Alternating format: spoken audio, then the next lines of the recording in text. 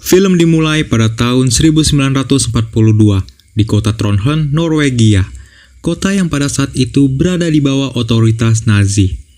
Di kota itu tinggallah seorang wanita bernama Esther, yang merupakan keturunan Yahudi yang sangat gemar berlatih seni peran karena ia bercita-cita akan pergi ke Amerika untuk menjadi superstar di sana.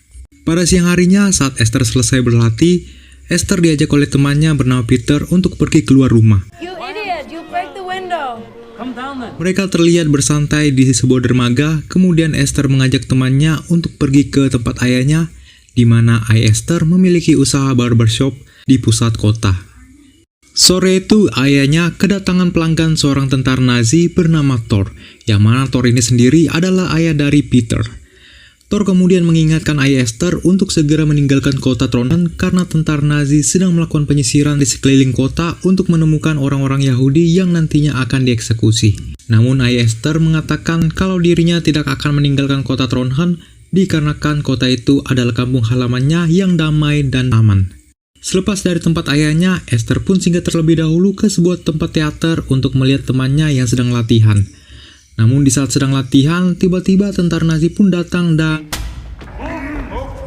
di rumahnya, Esther masih terbayang-bayang kejadian yang dilihat di teater. Hingga malam itu, bel rumahnya pun berbunyi dan ternyata pasukan Jerman sedang membawa ayah Esther untuk dieksekusi. Merasa kalau kota itu sudah tidak aman lagi, Esther dan ibunya pun bergegas kabur dengan menaiki sebuah truk bersama orang-orang Yahudi lainnya. Namun di tengah perjalanan, mobil mereka diberhentikan oleh tentara Nazi dan menyuruh semuanya untuk turun dari kendaraan tersebut. Beruntungnya, Esther terlebih dahulu bersembunyi di dalam sebuah peti, sementara ibunya turun sesuai dengan perintah dari pasukan itu.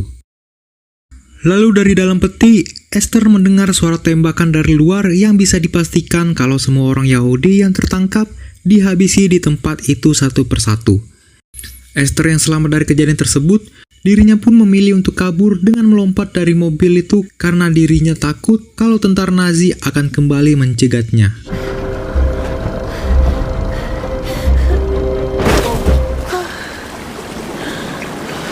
Di tengah badai salju, Esther berjalan seorang diri tanpa tahu arah dan tujuan, sampai ia melihat seorang remaja laki-laki yang sedang menebang pohon dan remaja itu bernama Axel. Axel sendiri adalah seorang pria yang memiliki kelainan pada anggota tubuhnya, sehingga membuat dirinya tidak dapat berjalan sempurna seperti orang biasanya. Esther yang melihat Axel kembali pulang, ia pun diam-diam mengikutinya dari belakang, sampai ia tiba di sebuah peternakan milik keluarga Axel. Di peternakan itu, Axel tinggal bersama ayah dan ibunya yang bernama Johan dan Anna, serta pamannya yang bernama Fred. Namun di rumah itu, Axel diperlakukan tidak begitu baik oleh ayah dan pamannya, karena kondisi tubuhnya yang tidak sempurna dan hanya ibunya saja yang terlihat perhatian kepada Axel. Saat Esther sedang mengamati keadaan di tempat itu, tiba-tiba saja ada beberapa tentara Nazi yang datang, yang dipimpin oleh Letnan Herman. Ternyata ayah Axel merupakan orang Norwegia yang menjadi simpatisan Nazi dan menjadikan rumahnya sebagai base camp pasukan Jerman di wilayah tersebut. Ketika Herman berada di sana, dirinya pun mengatakan kalau mereka sedang mencari seorang Yahudi wanita yang berhasil kabur. Tentunya orang yang dimaksud adalah Esther. Ketika mereka semua masuk ke dalam rumah, Esther pun langsung kabur karena dirinya tahu kalau di tempat itu tidaklah aman. Lalu di tengah perjalanan, ia pun menemukan barang-barang yang berserakan dan barang-barang itu mengarahkan dirinya ke suatu tempat di mana mayat ibunya beserta Yahudi lainnya dibuang. Dan tiba-tiba, Axel pun mendapati Esther sedang sendirian di tumpukan mayat itu dan Axel pun mengajak Esther untuk pergi ke rumahnya. Di rumahnya, Axel menyembunyikan Esther di salah satu gudang yang ada di peternakannya. Di sana Axel tahu kalau Esther sedang dicari oleh tentara Nazi. Namun Axel yang baik hati, ia pun tidak memberitahukan kepada siapapun tentang keberadaan Esther yang ada di peternakan itu. Pagi harinya, Fred yang curiga dengan Axel berusaha masuk ke dalam gudang tempat persembunyian Esther. Esther yang melihat Fred tak sadarkan diri, Esther pun memanfaatkan situasi itu untuk segera kabur dari tempat itu sejauh yang ia bisa. Malam harinya, Esther yang tengah beristirahat memutuskan untuk membakar seluruh identitasnya dan ia juga menemukan sebuah pisau cukur di dalam saku jaketnya. yang kemudian mencukur pendek rambutnya agar terlihat seperti laki-laki. Pagi harinya, ia melakukan hal yang nekat yang sangat berbahaya bagi dirinya. Terlihat Esther berusaha untuk memberhentikan sebuah mobil yang sedang dikendarai oleh tentara Jerman. Dengan penampilan barunya yang seperti remaja laki-laki, tentara Jerman itu pun membawa Esther ke base camp tentara Jerman terdekat, yaitu rumah Axel. Di sana, Esther diinterogasi tentang identitasnya. Esther pun memalsukan identitasnya itu menjadi remaja laki-laki yang bernama Ola. Ia juga mengatakan kalau orang tuanya tewas dibunuh oleh tentara Inggris, yang mana hal tersebut mengundang simpati kepada Johan karena pada saat itu Johan pun sangat membenci pasukan sekutu terutama Inggris. Kemudian Esther pun dipersilakan untuk tinggal di sana. Selama berada di tempat itu, Esther seringkali membantu pekerjaan rumah, mulai dari membersihkan rumah sampai merawat binatang ternak. Saat Esther sedang menyelinap ke ruang tentara Nazi, dirinya pun tidak sengaja melihat rute kabur dari tempat itu menuju perbatasan Swedia. Ia juga tidak sengaja melihat istri Johan yang sedang berselingkuh dengan Letnan Herman. Keesokan harinya, Johan mengatakan akan pergi beberapa hari ke kota untuk melakukan kepentingan pemilu, di mana Johan berencana akan mencalonkan diri sebagai wali kota Trondheim di bawah pemerintahan Nazi.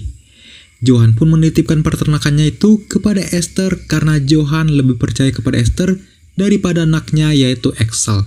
Saat makan siang, Anna mengatakan kalau ia akan pergi ke bioskop bersama Letnan Herman.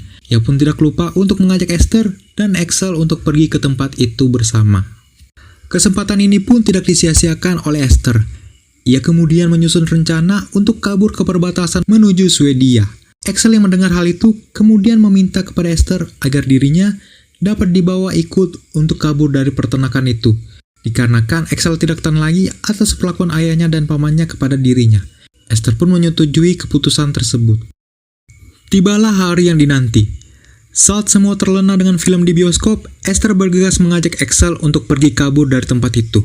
Namun Axel yang kasihkan menonton, dirinya pun tidak menghiraukan ajakan dari Esther. Alhasil sampai film itu selesai, mereka tidak berhasil kabur dari tempat itu. Dan sesampainya di rumah, Esther pun mengungkapkan kekesalannya itu kepada Axel hingga keributan itu terdengar oleh ibu Axel. Dan disinilah Hannah mengetahui kalau ternyata Esther bukanlah laki-laki yang mereka selama ini kira. Esther kemudian memohon kepada Hannah agar dirinya tidak memberitahukan kepada siapapun tentang identitas aslinya. Esther juga mengatakan kalau ia tidak akan mengungkapkan kepada siapapun perihal perselingkuhannya dengan Letnan Herman. Beberapa hari kemudian, Johan pun pulang dari kota dan memberikan Esther sebuah kado berupa seragam baru atas kerja kerasnya selama mengurus peternakan. Saat Johan meminta Esther untuk mengenakan pakaian tersebut, Esther menolak dan mengatakan kalau ia akan memakai baju itu pada saat kunjungan delegasi Nazi ke rumah Johan. Hari demi hari pun telah berlalu. Saat berada di sana, kita diperlihatkan betapa mirisnya kehidupan keluarga Axel, di mana ayahnya bernama Johan semakin memperhatikan Esther daripada dirinya, dan ibunya bernama Hannah semakin terlihat mesra dengan selingkuhannya yaitu Herman. Selama berada di tempat itu, Axel sendiri hanya mendapatkan ejekan dari pamannya dan perlakuan tidak adil dari ayahnya. Namun Esther yang sudah lama menyadari ketidaknyamanan Axel berada di keluarganya, ia pun menyemangati Axel sampai waktu yang tepat untuk kabur. Singkat cerita, tibalah hari di mana kunjungan utusan pemerintah Nazi di tempat itu. Terlihat petinggi-petinggi Nazi datang menghadiri acara tersebut, dan di saat bersamaan juga Johan melihat istrinya sedang asik mengobrol dengan Herman. Ia pun kemudian memanggil istrinya dan memukulnya serta memarahinya di dalam kamar. Ternyata selama ini Johan sudah curiga dengan gerak-gerik istrinya. Esther yang melihat kejadian itu, dirinya pun berusaha menenangkan Hannah agar tetap tegar menghadapi cobaan tersebut. Selama acara itu berlangsung, terlihat semua orang bersenang-senang dan sangat menikmati jamuan makan malam yang disediakan oleh keluarga Johan.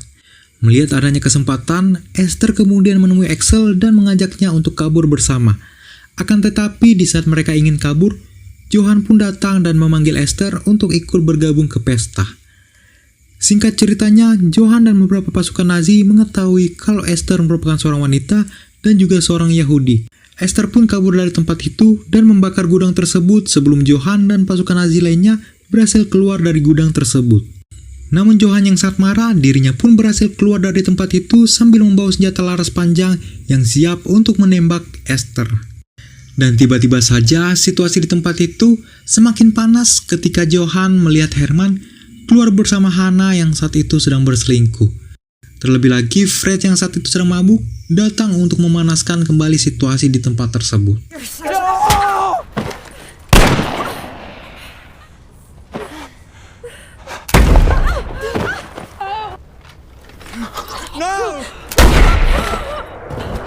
We have to go. We have to go. Setelah kejadian itu, Axel dan Esther langsung bergegas kabur pergi dari tempat itu menuju perbatasan Swedia. Sementara Hana memilih untuk tetap tinggal di peternakan sambil menangisi kematian selingkuhannya dan juga suaminya. Singkatnya, Esther dan Axel telah tiba di sebuah danau yang membeku, di mana danau itu adalah perbatasan terakhir untuk menuju Swedia. Mereka pun memacu kereta kuda mereka dengan hati-hati agar mereka tidak terjatuh ke dalam danau itu. Namun takdir berkata lain, di mana Axel tewas tenggelam di danau itu dan hanya menyisakan Esther yang selamat dari kejadian tersebut.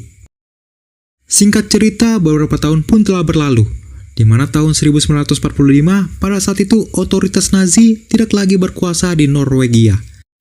Dan selama di kota itu, Esther kembali menghidupkan usaha ayahnya yang dahulu sempat diterabaikan. Sementara di tempat lain, terlihat seorang wanita yang mengenakan topi sedang berjalan sendirian di tengah kota sambil dihina oleh orang sekitar dengan menyebutnya sebagai pelacur Jerman. Wanita itu pun kemudian menuju barbershop milik Esther dan ternyata wanita tersebut adalah Hana, ibu dari Axel. Esther yang melihat keberadaan Hana, ia pun mempersilakannya masuk ke dalam tokonya dan merapikan penampilan Hana dengan perlakuan baik seperti layaknya anak kepada ibunya sendiri. Dan film pun selesai. Jet planes in the night sky with you, getting high in the sunrise with you, getting through all the bad times with you. I wasn't missing a thing, no I do. And I wish that I could build a time machine, 'cause time moves on, and now you're gone. Oh, if only I could build a time machine, I'd come and get you. I can't forget you. I miss you, I miss you, I miss you all the time. I wish that